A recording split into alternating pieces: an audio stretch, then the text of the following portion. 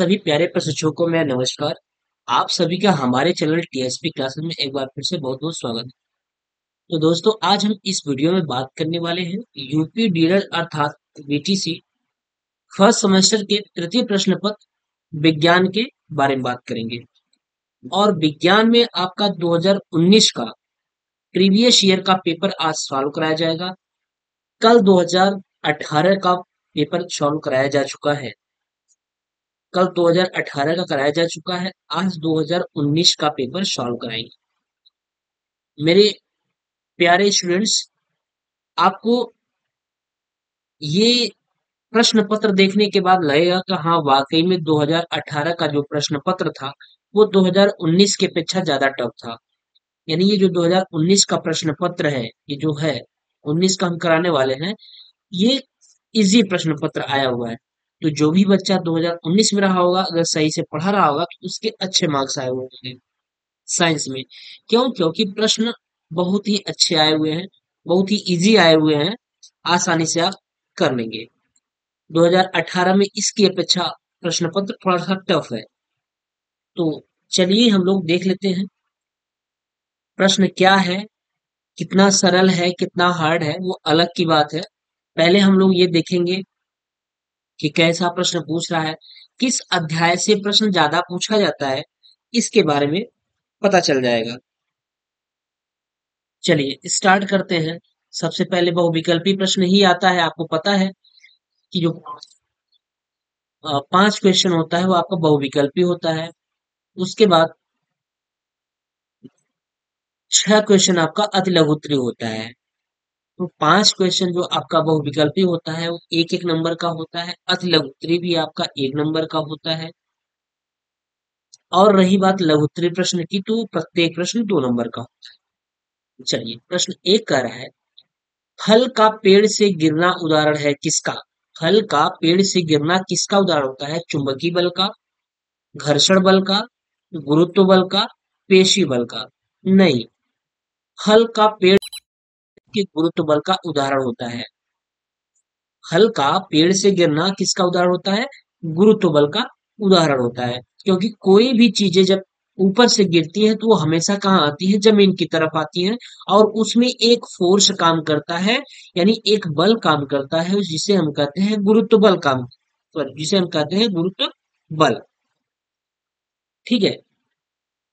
तो फल का पेड़ से गिरना गुरुत्व बल का उदाहरण है। ऑप्शन स सही होगा। चलिए अगला, बालू और लोहे की छीलन को अलग किया जाता है किसके द्वारा? सपोज दैट एक बीकर है, मान चलिए कि एक बर्तन है, इसमें कुछ बालू के कण हैं, ये बालू के कण हैं, और कुछ क्या है? कुछ लोहे की छीलन है। ये जो बड़ी है ये लोहे की छीलन है, और इसमें बालू है, छोटे छोटे जो ये हैं ये रेत है। ठीक। ये अब कह रहा है कि बालू और लोहे की छीलन को अलग किया जाता है कैसे? किस विधि के द्वारा हम बालू और लोहे की छीलन को अलग कर लेंगे? तो ये मेथड होता है चुंबकीय पृथक्करण द्वारा। किसके द्वारा? चुंबकीय पृथक्करण द्वारा। यानी हम मैग्नेट को इसके अंदर लेके जाएंगे, और वहां पे जो मैग्नेट रहेगा वो लोहे की छीलन को अपनी तरफ क्या कर लेगा? आकर्षित कर लेता है। क्या कर लेता है दोस्तों? आकर्षित कर लेता है। जब आकर्षित कर लेता है तो लोहा ऊपर की तरफ, लोहा का जो छीलन होता है वो चुंबक में चिपक जाता है, चुंबक में चला आता है। लेकिन जो आपके बालू के जो कण होते हैं वो अस्थायी रूप से वहीं पे बैठे रहते हैं, उनमें कोई उथल पुथल जैसी क्रियाकलाप नहीं होती है। केवल जो क्रियाकलाप होनी है उठने बैठने या उथल पुथल की, वो केवल और केवल लोहे के छीलन में होनी है। लोहे के छीलन चुंबक से क्या कर जाते हैं? चिपक जाते हैं, और वो बाहर बड़े आसानी से चले आते हैं। और हमारे जो बालू रहते हैं वो बेचारे बड़े आसानी से वहीं पे स्थिर रहते हैं। तो बालू और लोहे की छीलन को अलग किया जाता है किसके द्वारा? चुंबकीय पृथक्करण द्वारा। बिन कर संभव नहीं है, पटक कर बिल्कुल नहीं संभव है, चाल कर भी नहीं संभव है, क्योंकि चलेगा ही नहीं, वो चाल नहीं पाएंगे, क्योंकि बालू के कण और लोहे के छीलन लगभग लगभग सेम साइज के हो रहे हैं। ये जरूरी ये नहीं है कि लोहे की जो छीलन है वो बड़ी है, ऐसा कुछ नहीं है, हम आपको बताने के लिए दिखा दिए हैं। अन्यथा की स्थिति में ये दोनों सेम साइज के हैं। चलिए अगला कह रहा है पत्ती द्वारा जनन होता है। तो पत्ती द्वारा यानी किसके द्वारा, किस ऐसा कौन सा पौधा है जिसमें उसके वंश को बढ़ाने के लिए पत्ती में निषेचन की क्रिया यानी जनन की क्रिया होती है। तो वो है अजूबा। अजूबा ही एक ऐसा पौधा है जिसमें अपनी ये प्रजाति को बढ़ाने के लिए इसमें पत्तियों द्वारा जनन होता है। पत्तियों के द्वारा क्या होता है, निषेचन की क्रिया होती है, जिससे उनका उनकी जातियां प्रजातियां क्या होती हैं, बढ़ती हैं। तो पत्तियों द्वारा जनन होता है किसमें, वो होता है अजूबा। अगला प्रश्न है, कह रहा है उभयचर जंतु है, कौन सा है उभयचर जंतु? मेढक है, मछली है, चिड़िया है, कुत्ता है। तो उभयचर जंतु का मतलब आप समझ रहे होंगे। उभयचर जंतु वो है जो जल और थल दोनों पे निवास कर सके, आसानी से रह सके। तो मछली तो संभव नहीं है, ये केवल जल में रहती है। आपको बताया भी गया है, एक कविता है कि मछली जल की रानी है, जीवन उसका पानी है, हाथ लगाओ डर जाएगी और बाहर निकालो मर जाएगी। तो स्वाभाविक सी बात है, जब इसको बाहर निकालेंगे मर जाएगी, तो मतलब ये तो केवल जल में रहने वाला है। कुत्ते को अगर आप जल में लेके जाएंगे तो कितनी देर तक रहेगा, बहुत करेगा। अगर उसको ले जाएंगे अंदर तो 1 मिनट 2 मिनट इससे ज्यादा नहीं, उसके बाद उसकी मृत्यु हो जाएगी। चिड़िया चिड़िया भी नहीं रह सकती। ठीक है, तो कौन सा है हमारा, मेढक ही है जो दोनों में रह लेता है, जल में भी और थल पे भी रह लेता है। बरसात के मौसम में आप देखे होंगे मेढक क्या होते हैं, पानी के अंदर से भी आवाज आती है मेढक की, और पानी के बाहर थल पे भी बैठ के बड़ी आसानी से वो सारे क्रिया प्रतिक्रिया कर लेते हैं। अगला प्रश्न कह रहा है द्रव्यमान का मानक मात्रक क्या है? कह द्रव्यमान का स्टैंडर्ड एसआई मात्रक क्या होता है? तो द्रव्यमान का जो स्टैंडर्ड मात्रक होता है वो होता है किलोग्राम। क्या होता है? किलोग्राम, केजी होता है। तो ऑप्शन कौन सही है? ब सही है, किलोग्राम। क्विंटल नहीं, ग्राम नहीं, न्यूटन तो बल का मात्रक होता है, ये कतई नहीं हो सकता। चलिए अगला प्रश्न हम बात करते हैं, अति लघुत्तरीय प्रश्न के बारे में बात कर लेते हैं। अति लघुत्तरीय प्रश्न भी आपका एक ही नंबर का आता है, तो बहुत ज्यादा इसमें लिखने की आवश्यकता नहीं है। जैसे प्रश्न कह रहा है, प्रश्न नंबर 6 कह रहा है पुष्प के मादा अंग का नाम लिखिए। तो पुष्प के मादा अंग का नाम क्या होता है? स्त्री केसर होता है। क्या होता है? स्त्री केसर। ठीक, क्या होता है? स्त्री केसर होता है। इसको जायांग भी कहते हैं, आप जायांग भी लिख सकते हैं, या स्त्री केसर लिख दीजिएगा, कोई दिक्कत नहीं है। ठीक, बस इतना ही लिखना है, या बहुत आप लिखना चाहते हैं तो ऐसे लिख लीजिएगा कि पुष्प के मादा अंग का नाम स्त्रीकेसर होता है, या स्त्रीकेसर है, स्त्रीकेसर अथवा जायांग है। पुष्प के मादा अंग का नाम स्त्रीकेसर अथवा जायांग है। अगला प्रश्न देखिए, प्रश्न नंबर 7 कह रहा है सजीव का एक लक्षण लिखिए। कह रहा है सजीव का एक लक्षण लिखिए, क्या है? तो चलिए 7वां नंबर हम यहां से प्रश्न कर लेते हैं। 7 नंबर प्रश्न 7 कह रहा है सजीव का एक लक्षण लिखिए। तो यहाँ आप हेडिंग डाल लीजिएगा सजीव के लक्षण। सजीव का लक्षण।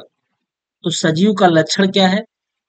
आपको पता होगा कि सजीव में कौन कौन सी क्रियाएं होती हैं, कौन कौन सी क्रियाएं नहीं होती हैं, ये आपको अच्छी तरीके से पता होगा। तो आप सीधा सीधा लिख लेंगे कि सजीवों में जीवन होता है और उनकी जन्म व मृत्यु निश्चित होती है। तो लिख दीजिए सजीवों में, सजीवों में जीवन होता है, जीवन होता है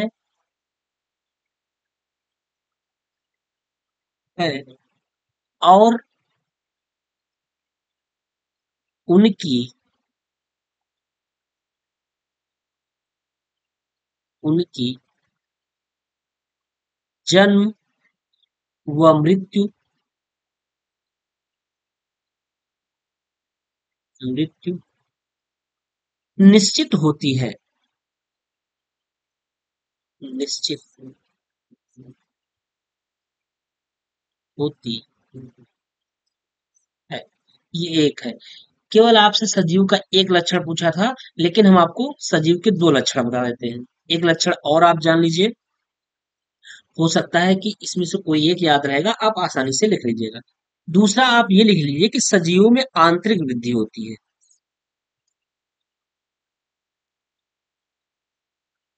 सजीवों में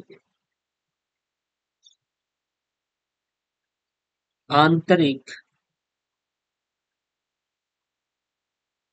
वृद्धि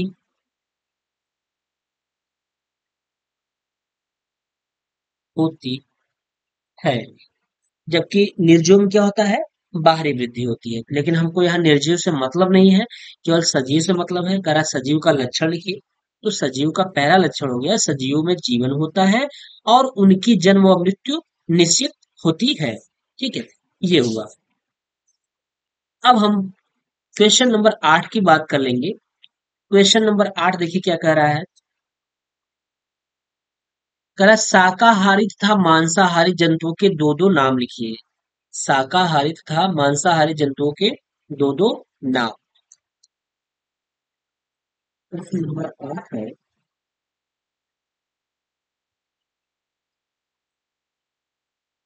प्रश्न 8।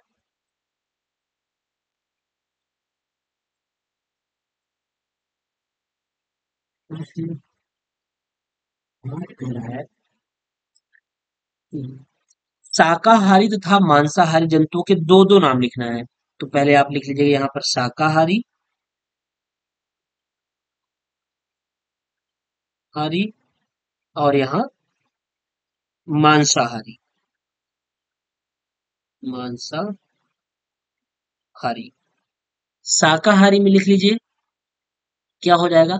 आपको पता होगा शाकाहारी कौन कौन से जंतु होते हैं। तो आपको पता होगा खरगोश हो गया,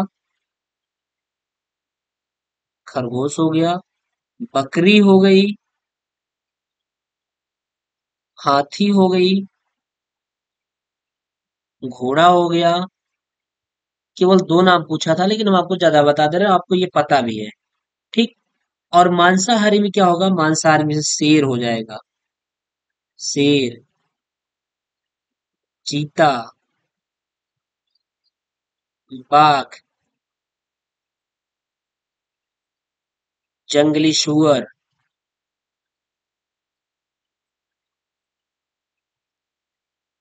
इत्यादि। ठीक। ये हो गया शाकाहारी व मांसाहारी। प्रश्न नंबर 8 हो गया। अगला प्रश्न कर रहा है घर्षण बल किसे कहते हैं। प्रश्न नंबर 9 क्या कह रहा है, घर्षण बल किसे कहते हैं। प्रश्न 9, घर्षण बल किसे कहते हैं। तो आप यहाँ ऐसे हेडिंग डाल लीजिएगा, घर्षण बल। अब इसको घर्षण बल के बारे में लिख लीजिए। तो घर्षण बल किसे कहते हैं। चलिए। तो घर्षण बल एक ऐसा बल है जो दो सतहों के बीच होने वाले सापेक्षिक गति या सापेक्षिक वेग का विरोध करता है। जैसे देखिए, ये कोई चीज पिंड है। ठीक। ये पिंड है और ये रास्ता है। अगर हम इसको इधर से पुश कर रहे हैं तो ये इधर जा रही है। ठीक। लेकिन ये कहीं ना कहीं इसमें विरोध हो रहा है। हम इतनी आसानी से हम इसको ठेल रहे हैं, ज्यादा प्रेशर लगा रहे हैं, ज्यादा बल लगा रहे हैं। जब ज्यादा बल लगा रहे हैं तब जाके ये फिसल रही है, खिसक रही है। कहने का मतलब कहीं ना कहीं इसमें घर्षण बल एक हमारे जस्ट अपोजिट कार्य कर रहा है।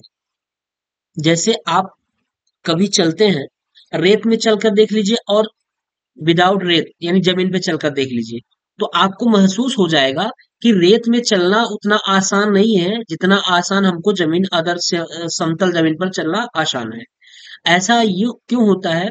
क्योंकि रेत पर घर्षण बल ज्यादा कार्य करता है और हमको चलने में असुविधा होती है। और जबकि समतल प्लेन यानी प्लेन जमीन पर, जहां कोई रेत जैसा सिस्टम ना हो, उस पर बड़ी आसानी से हम चल लेते हैं।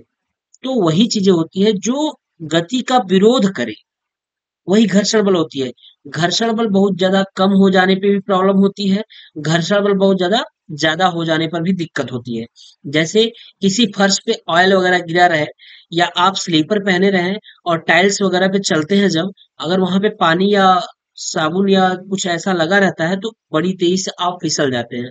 क्यों?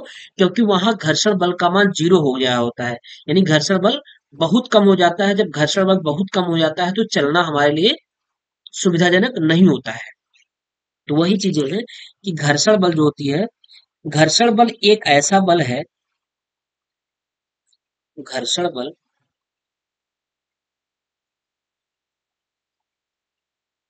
घर्षण बल एक ऐसा बल है जो दो सतहों के बीच, सतहों के बीच होने वाली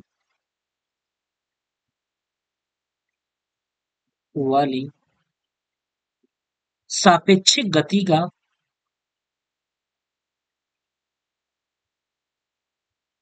सापेक्षिक गति का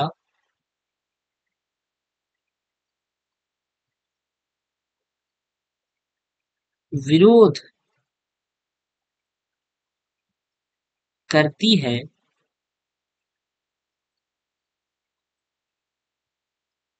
करती है घर्षण बल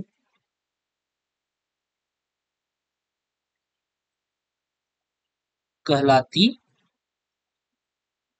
है। Friction force. तो घर्षण बल वह घर्षण बल एक ऐसा बल है जो दो सतहों के बीच होने वाली सापेक्षिक गति का विरोध करती है, घर्षण बल कहलाती है। जैसे कि आपको ये बता दिया गया कि ये पिंड है, जैसे ये पिंड है, इसमें एक सापेक्षिक गति हो रही है, उसका एक बल विरोध कार्य कर रहा है, नीचे से एक जो बल लग रहा है वो विरोध कर रहा है उसका, तो यही हमारा घर्षण बल हो जाता है। अगला प्रश्न क्या कर रहा है? पदार्थ की कितनी भौतिक अवस्थाएं होती हैं? तो आपको पता है कि पदार्थ की कितनी भौतिक अवस्थाएं होती है, कितनी? 10? 5? नहीं, पदार्थ की कितनी भौतिक अवस्थाएं होती हैं? केवल और केवल 3 भौतिक अवस्थाएं होती हैं। प्रश्न 10।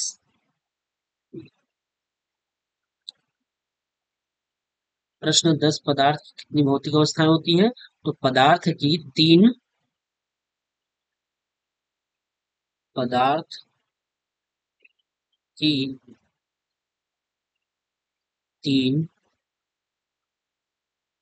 भौतिक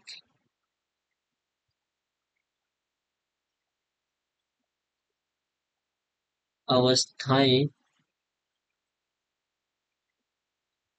होती हैं। कौन कौन? नंबर 1 ठोस होता है, नंबर 2 द्रव होता है, और नंबर 3 गैस होती है। बस इतना ही लिखना था कि पदार्थ की कितनी भौतिक अवस्थाएं होती हैं। तो पदार्थ की 3 भौतिक अवस्थाएं होती हैं, ठोस, द्रव और गैस। प्रश्न नंबर ये 10 रहा। प्रश्न नंबर 11 कह रहा है समय का मानक मात्रक क्या है? तो सबको पता है कि समय का जो मानक मात्रक होता है वो सेकंड होता है। प्रश्न नंबर 11,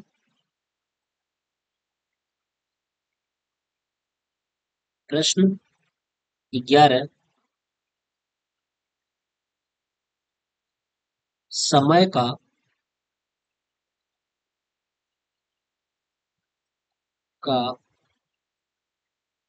मानक मात्रक सेकंड होता है। क्या होता है? सेकंड होता है। ठीक। तो समय का मानक मात्रक क्या होता है? सेकंड होता है। प्रश्न नंबर 11 हो गया। अगला प्रश्न क्या कह रहा है? अब हम बात करते हैं लघु उत्तरी प्रश्न के बारे में, कि गति किसे कहते हैं और गति के प्रकार लिखिए। 2 नंबर का प्रश्न आता है ये लघु उत्तरी। तो गति किसे कहते हैं सबसे पहले हम बात करेंगे लघु उत्तरी प्रश्न।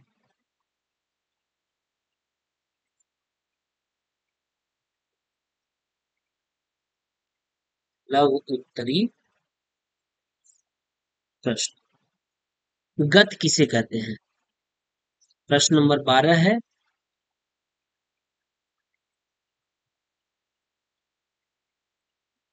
गत किसे कहते हैं? सबसे पहले हम गति, गत के बारे में लिख लें। गत किसे कहते हैं और गत कितने प्रकार के होती है? ठीक, तो चलिए,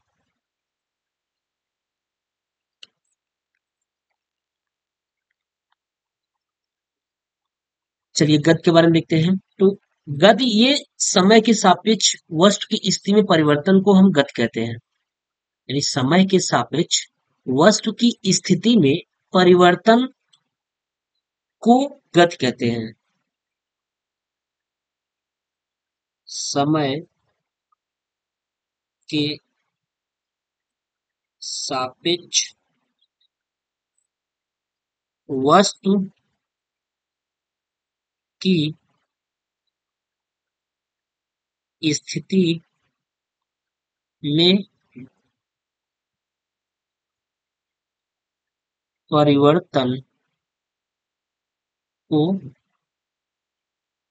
में परिवर्तन को गति कहते हैं। देखिए, समय के सापेक्ष वस्तु की स्थिति में परिवर्तन को गति कहते हैं। जैसे वस्तु की स्थिति का मतलब समझिए पहले। जैसे सपोज दैट आपको एक टारगेट दे दिया जाए कि आपको यहाँ से 1 किलोमीटर जाना है, और समय दे दिया जाए कि आपको 1 किलोमीटर जाना है, साइकिल से जाना है, और 5 मिनट में पहुंच जाना है। और एक बंदे को दे दिया जाए कि उसके लिए कोई टाइम बाउंडेशन नहीं है। वो 1 किलोमीटर चाहे आधा घंटा में पहुंचे, चाहे 1 घंटा में पहुंचे, चाहे 2 मिनट में पहुंचे, उसके लिए कोई बाउंडेशन नहीं है। तो अब आपको समय दे दिया गया कि समय के सापेक्ष वस्तु की स्थिति में परिवर्तन को गति कहते हैं। यानी जब समय के सापेक्ष वस्तु की स्थिति में परिवर्तन होगा, जब समय दे दिया जाएगा, तो आप अपनी गति को बढ़ाएंगे। जब गति को बढ़ाएंगे तो उसकी स्थिति में परिवर्तन हुआ कि नहीं हुआ? बिल्कुल हुआ। हुआ ना? उसके वस्तु की स्थिति में परिवर्तन हो गया। क्यों? क्योंकि आपने हमने क्या किया है, आपको समय का बाउंडेशन दे रखा है। जैसे इस समय आपकी जो पढ़ाई की गति है, ऐसे समझिए, जो आज इस समय आपके पढ़ाई की जो गति है वो बढ़ गई है, तेज हो गई है। इसके 15 दिन पहले, 1 महीने पहले बहुत स्लो थी। मन करता था पढ़ते थे, मन करता था नहीं पढ़ते थे, या सुबह शाम पढ़ लिया करते थे थोड़ा बहुत। लेकिन आज स्थिति आपकी क्या होगी कि आप कंटिन्यू पढ़ाई स्टार्ट किए होंगे, कंटिन्यू लगे हुए होंगे। तो अपनी स्थिति में आपने परिवर्तन कर दिया, उसमें गति प्रदान कर दिया, यानी उसको और बढ़ा दिए, टाइम दे लिए हैं। तो ज्यादा टाइम दे करके अपनी स्थिति में आपने परिवर्तन कर रखा है। स्टडी जो आप 2 घंटे 3 घंटे पढ़ते थे, अब 6 घंटे 7 घंटे पढ़ रहे हैं। क्यों? क्योंकि आपके सामने एग्जाम है। तो यही चीज है कि समय के सापेक्ष वस्तु की स्थिति में परिवर्तन को गति कहते हैं। अब गति के प्रकार, तो गति के प्रकार निम्न है। गति के जो प्रकार हैं वो निम्न है। गति के प्रकार निम्न है। पहला, पहला क्या है? पहला हो गया दोलन गति हो गया, दोलन गति। दूसरा घूर्णन गति, घूर्णन गति, इसको रोटेशनल मोशन कहते हैं।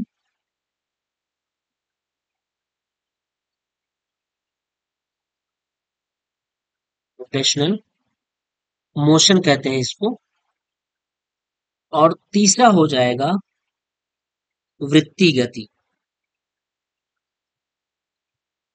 वृत्तीय गति, इसको बोलते हैं सर्कुलर मोशन। चौथा हो जाएगा सरल रेखी तथा स्थानांतरित गति।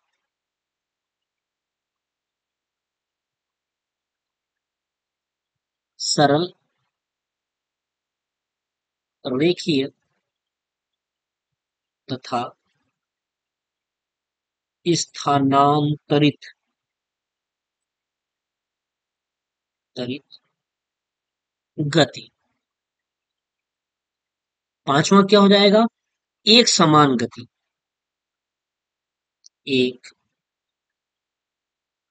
समान गति, जिसको यूनिफॉर्म मोशन बोलते हैं। छठवां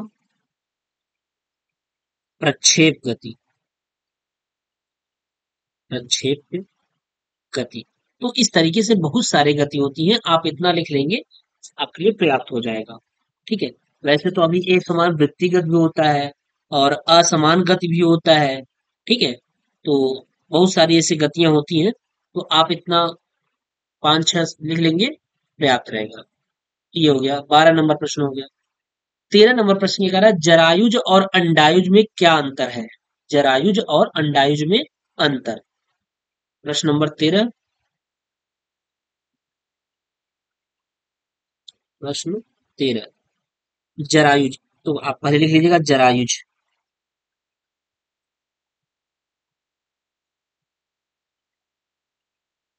जरायुज। तो जरायुज क्या होता है? जरायुज और अंडायुज में अंतर पूछ रहा है। तो जरायुज जो होता है वो सीधे शिशु को, यानी सीधे बच्चे को जन्म देते हैं, वो जरायुज होते हैं। और अंडायुज क्या होते हैं? जो अंडे देते हैं, अंडे देने के बाद उसमें से बच्चे निकलते हैं, वो अंडायुज होते हैं। तो हम जरायुज में लिख लेंगे कि ऐसे जंतु, ऐसे जंतु जो सीधे, जो सीधे बच्चे को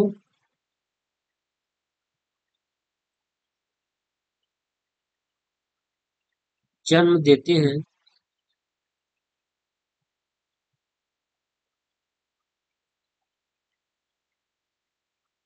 जरायुज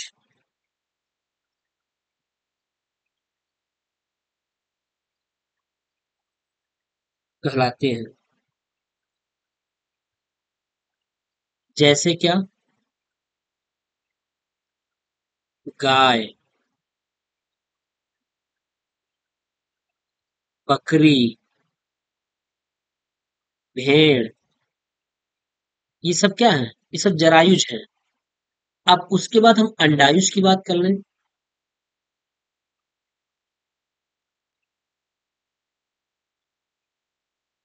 अंडायुज की बात कर लें।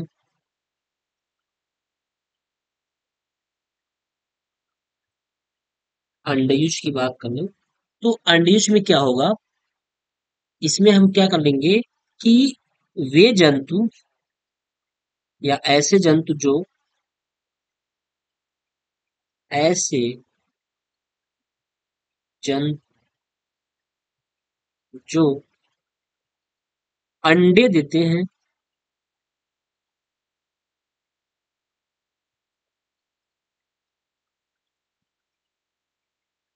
अंडयुज कहलाते हैं।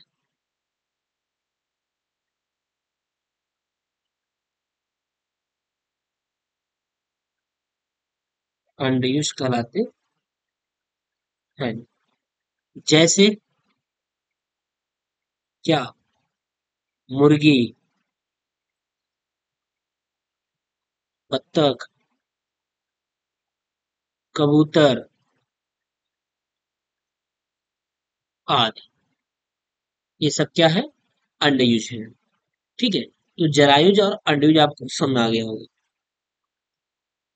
अगला कह रहा है, मरुस्थलीय पौधों की पत्तियां प्रायः नुकीली क्यों होती हैं? इन पौधों का मुख्य विशेषताएं क्या है? तो मरुस्थलीय पौधों की पत्तियां प्रायः नुकीली क्यों होती है? ये बहुत बार बताया गया है कि मरुस्थलीय पौधों की पत्तियां नुकीली इसलिए होती हैं क्योंकि ये कम से कम जल वाष्प को, कम से कम जल का वाष्पोत्सर्जन कर सके, जिससे कि क्या हो, ये मरुस्थल जैसे स्थानों पे जीवित रह सके। ठीक। और इन पौधों की मुख्य विशेषता क्या है?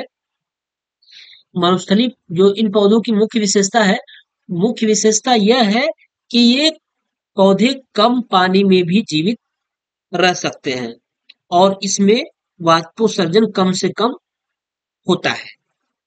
तो आइए 14 नंबर लिख लेते हैं। प्रश्न 14।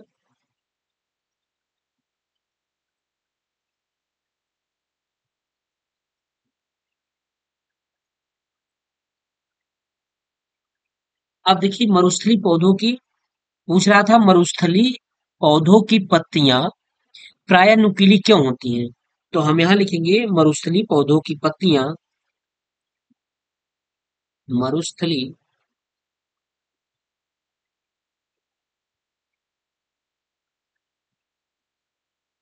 मरुस्थलीय पौधों की पत्तियां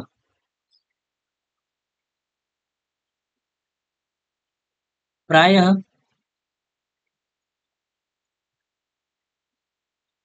नुकीली इसलिए होती हैं,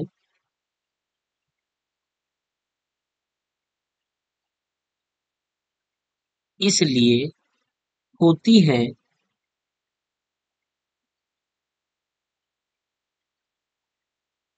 क्योंकि यह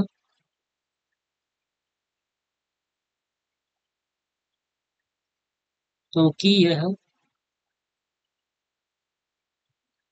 जल का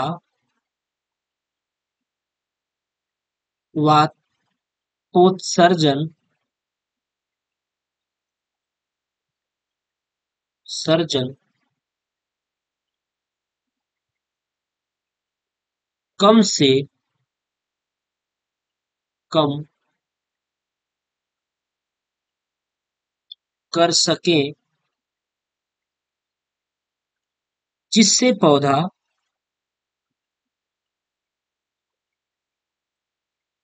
जिससे पौधे की तनों में पानी की मात्रा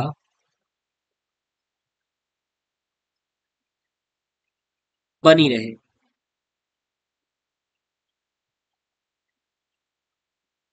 ठीक, ये तो मरुस्थलीय पौधे प्रायः नुकीली इसीलिए होती है। और इनकी विशेषताएं लिख लीजिए, विशेषता भी पूछा है तो चलिए विशेषता लिख दीजिए।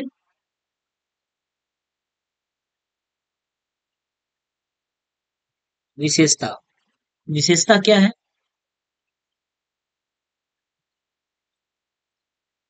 मरुस्थलीय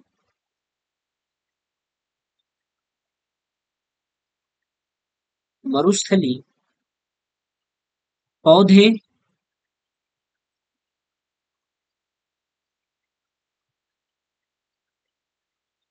कम पानी में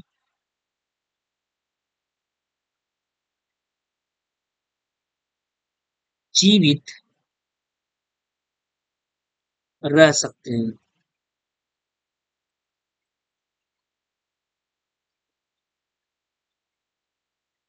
तो पहला हो गया। और दूसरा एक और लिख लीजिए कि इसमें वाष्पोत्सर्जन कम से कम होता है।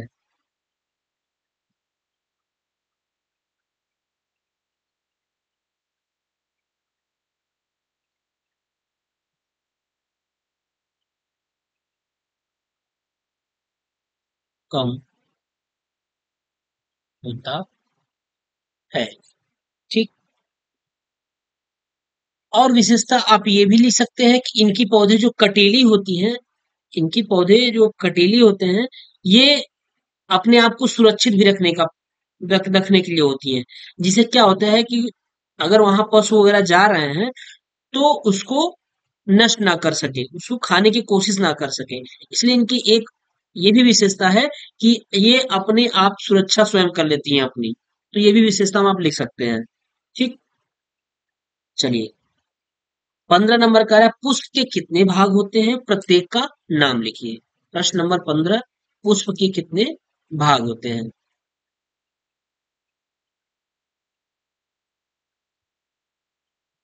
प्रश्न 15, पुष्प के पूछ रहा है पुष्प के कितने भाग होते हैं? तो पुष्प के 4 भाग होते हैं।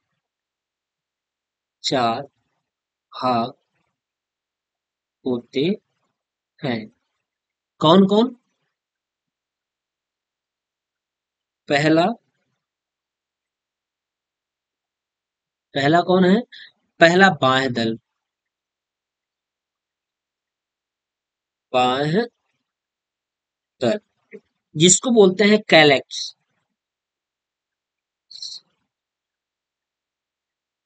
कैलेक्स बाह्य दल।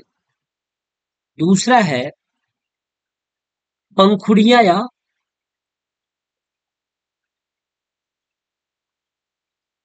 पंखुड़ियां या दलपुंज। दलपुंज इसको बोलते हैं कोरोला।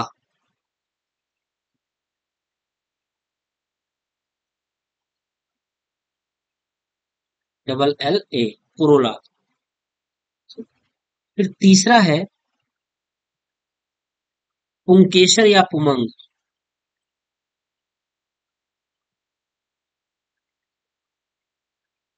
पुंकेसर या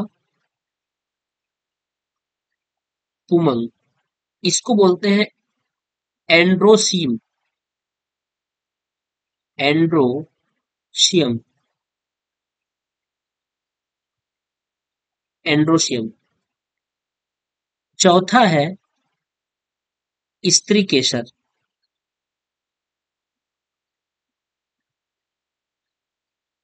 स्त्री केसर या जायांग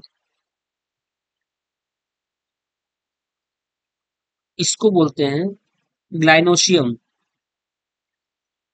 गाइनोशियम।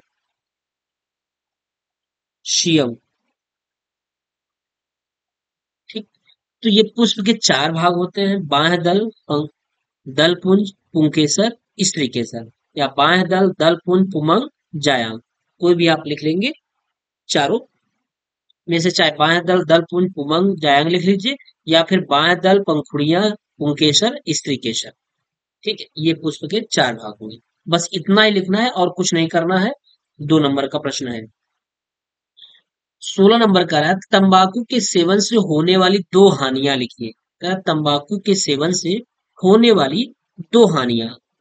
चलिए, इसमें तो केवल 2 हानियां पूछा है 16 नंबर में, लेकिन थोड़ा सा उसमें लिख देंगे तो और अच्छी बात है।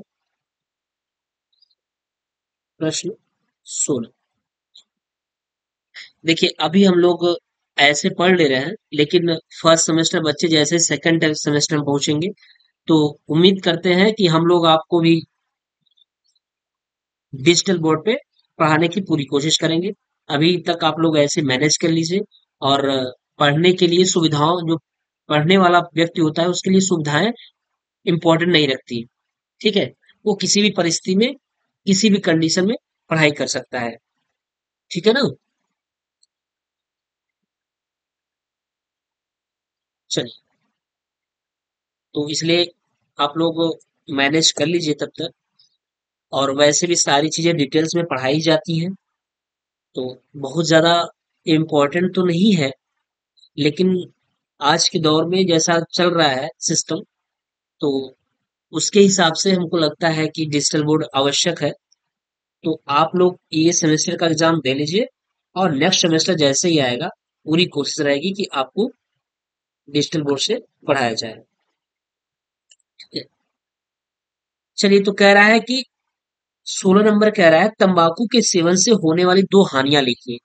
तो तंबाकू के सेवन से होने वाली सबसे इम्पोर्टेंट, सबसे ज्यादा जो हानियां हैं, सबसे बैड इफेक्ट डालता है, वो हमारा कैंसर है। और कैंसर के होने के कारणों में सबसे बड़ा योगदान तंबाकू का ही होता है। आपको पता होगा, क्योंकि जो तंबाकू का पैकेट होता है, जो भी तंबाकू के पैकेट मिलते हैं, बहुत सारे नाम करके आते हैं, आशा करके, और बहुत सारे नाम करके आते हैं, तो उसके पैकेट में ही कैंसर के जो चित्र छपे होते हैं, वो मुंह के यानी फेफड़े, सॉरी, गलफड़े के कैंसर का रूप दिखाया रहता है। तो सबसे बड़ा जो इसका हानिया है, वो है कैंसर। कैंसर के होने के कारण में सबसे बड़ा योगदान तंबाकू का ही होता है। तंबाकू के सेवन से अनेक प्रकार की होने वाली रोग हैं, जैसे हृदय रोग भी हो जाता है, फेफड़ों के कैंसर हो जाते हैं, मुंह का कैंसर हो जाता है और मूत्राशय का भी कैंसर हो जाता है, गले का कैंसर हो जाता है। यानी वो कहीं भी किसी भी जगह कैंसर का रूप ले लेता है। तो इसलिए जो भी अगर उसका यूज करता होगा तो आप उसको इस तरीके से समझाइए जिससे कि वो इस कैंसर जैसी बीमारी से वो बच सके। तो सबसे बड़ा पहले क्या है? कैंसर। कैंसर। आइए इस कैंसर को थोड़ा सा लिख लेते हैं। 2 नंबर का प्रश्न है तो थोड़ा सा जरूरी है। वही चीज लिखेंगे जो अभी हम बात किए हैं। कैंसर के होने के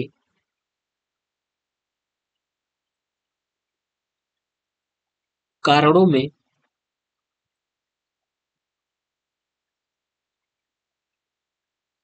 सबसे बड़ा योगदान सबसे बड़ा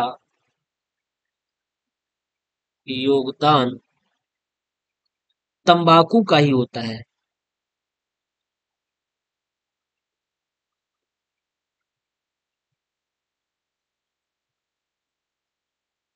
होता है।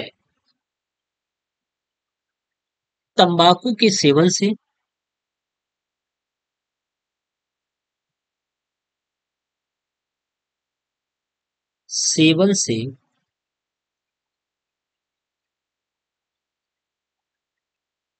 अनेक प्रकार की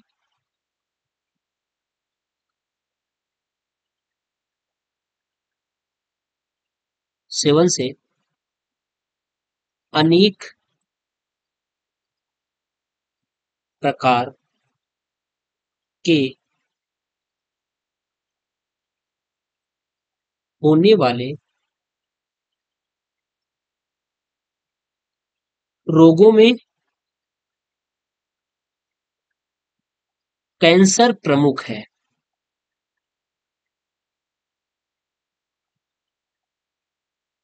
प्रमुख है।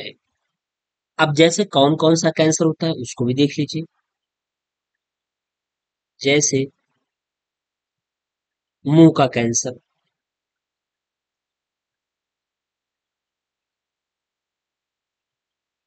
मुंह का कैंसर। ठीक। गले का कैंसर।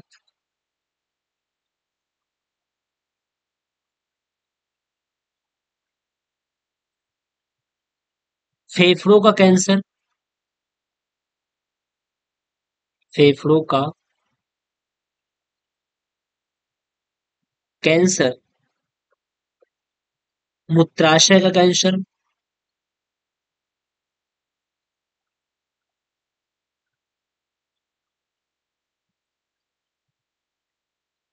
कैंसर।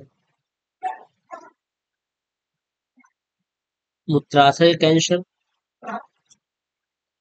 और हृदय रोग भी होता है। हृदय रोग। तो ये सब रोग प्रमुख हैं जिसमें सबसे बड़ा कैंसर होता है। सबसे ज्यादा इफेक्ट कैंसर, इसका जो सबसे ज्यादा इफेक्ट होता है वो कैंसर पे होता है। ठीक है, चलिए 16 नंबर प्रश्न ये हो गया। 17 नंबर प्रश्न क्या कहता है?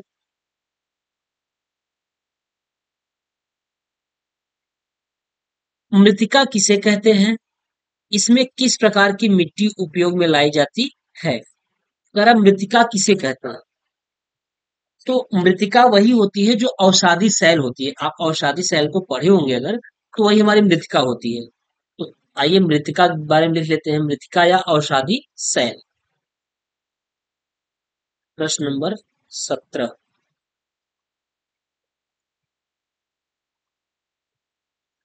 प्रश्न 17। मृतिका।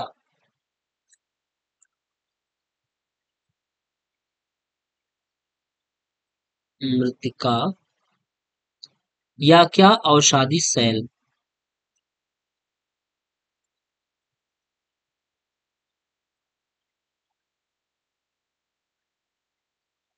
सेल। ठीक, मृतिका या औषधि सेल। अब क्या होता है, देखिए जब सेल जो होता है वो चटक करके गिरता है, यानी लुढ़क जाता है तथा एक दूसरे से टकरा कर जब छोटे छोटे टुकड़ों में टूट जाता है, तो इन छोटे छोटे कणों को अवसाद कहते हैं। और यही जो अवसाद होता है ये हवा, जल आदि के द्वारा एक स्थान से दूसरे स्थान पे क्या होता है, पहुंच करके वहां इकट्ठा हो जाता है। और यही अवसाद दब कर एक कठोर होकर के सैल की परत बना लेता है। और इस प्रकार की सेल को ही हम क्या कहते हैं, मृतिका या अवसादी सेल कहते हैं। तो चलिए इसी चीज को हम इस तरीके से लिख लेते हैं कि जब सेल लुढ़क कर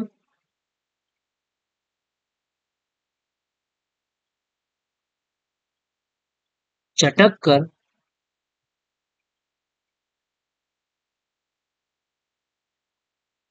तथा एक दूसरे से टकरा कर छोटे छोटे टुकड़े में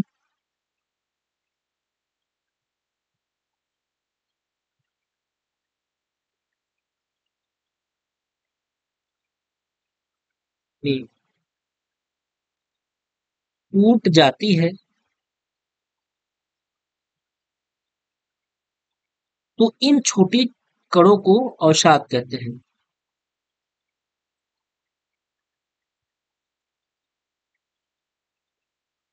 कणों को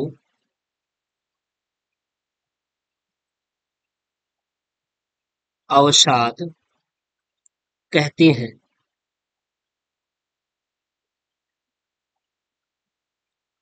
ये अवसाद क्या होते हैं, ये अवसाद हवा, जल आदि के द्वारा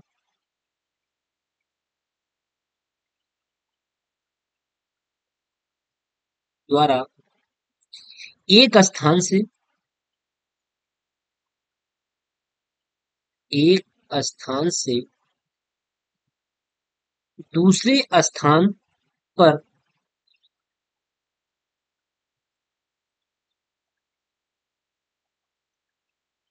पहुंचकर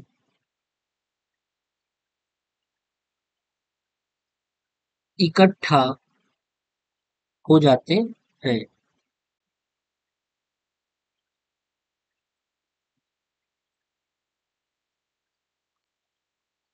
और ये दबकर एक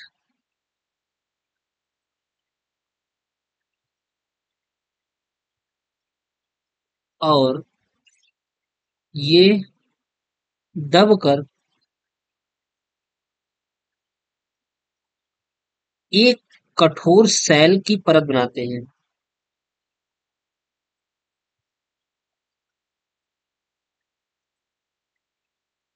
सैल की परत बनाते हैं। इसी प्रकार की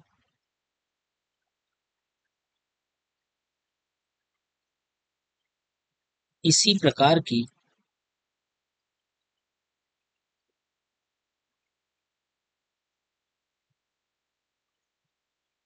इसी प्रकार की सैलों को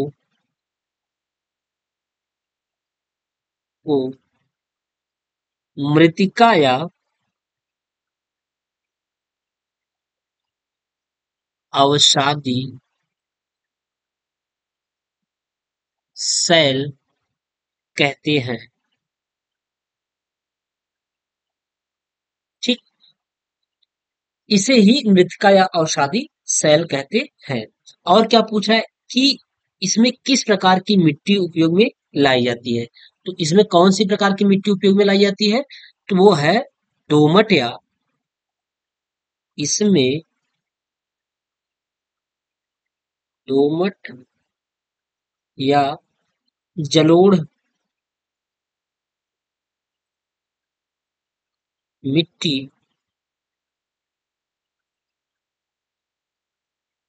मिट्टी उपयोग, एक मिनट, मिट्टी उपयोग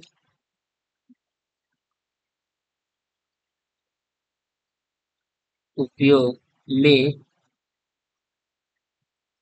लाई जाती है। ठीक, तो दोमट या जलोढ़ मिट्टी इसमें उपयोग में लाई जाती है। इसमें मृतिका या औषाधी सेल में।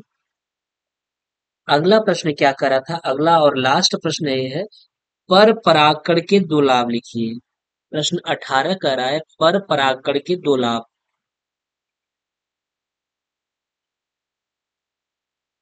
प्रश्न 18, पर परागकण के दो लाभ, यहाँ लिख लीजिए।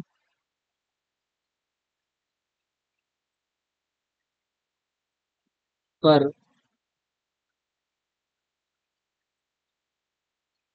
परागकण के दो लाभ, तो लाभ कौन कौन सा है? पहला हो जाएगा, पहला हो जाएगा कि ये नई जातियां उत्पन्न, यानी नई जातियां, इससे नई जातियां उत्पन्न होती हैं। इससे नई जातियां उत्पन्न होती हैं। दूसरा क्या है? दूसरा क्या हो जाएगा? पर परागण से उत्पन्न बीजों से बने जो पौधे होते हैं वो मजबूत तथा स्वस्थ होते हैं। पर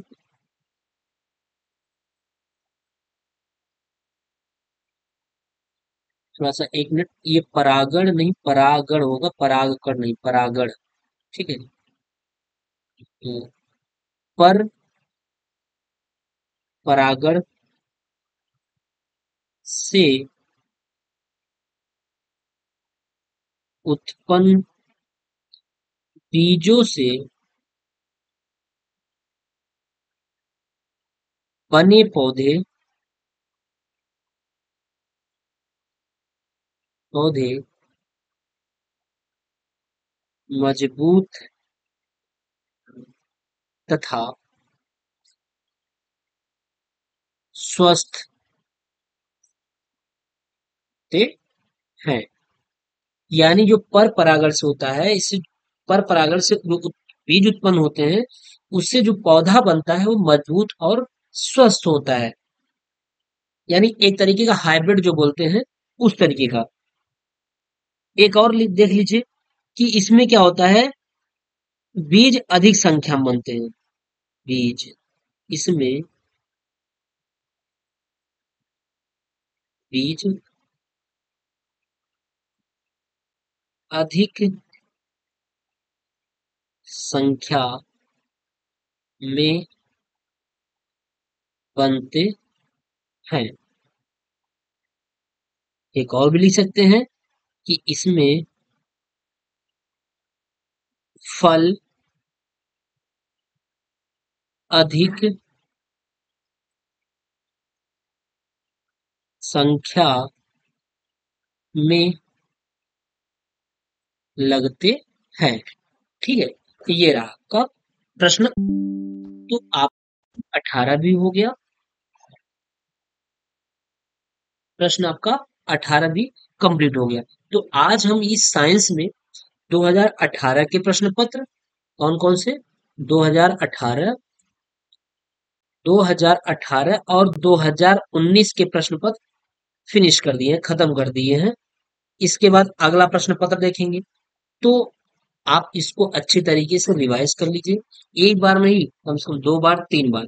ठीक है, जितने प्रश्न पत्र हैं आप उनको अगर अच्छी तरीके से पढ़ लेंगे तो 100% है कि आपके जो मार्क होंगे यानी जो आपके नंबर होंगे वो 20 प्लस ही रहेंगे। बड़े अच्छे तरीके से आपके नंबर आ जाएंगे। इसलिए आप जो पढ़ाया जा रहा है उसको अच्छे तरीके से पढ़िए, देखिए, और अगर कहीं भी किसी प्रकार की दिक्कत हो रही है तो आप कमेंट करके मुझे बताइए, अवश्य ही उसका निदान किया जाएगा। ठीक है, तो जैसा कि हम आपको बता दिए है कि आप मैनेज करिए चीजों को थोड़ा सा, और बाकी चीज सही हो जाएंगी धीरे धीरे। चलिए फिर मिलते हैं नेक्स्ट वीडियो में। तब तक के लिए आप स्वस्थ रहिए, मस्त रहिए और अच्छी तरीके से पढ़ाई करते रहिए। चलिए, ओके, बाय।